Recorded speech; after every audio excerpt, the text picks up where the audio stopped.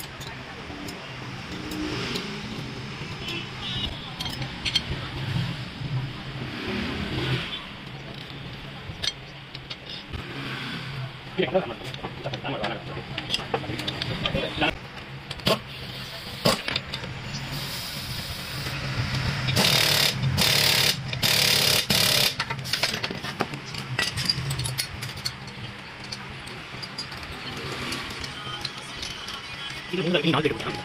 நாலு பேர் நாலு பேர் அதற்காக நீங்க என்ன வேணுமோ மூணுமா மூணு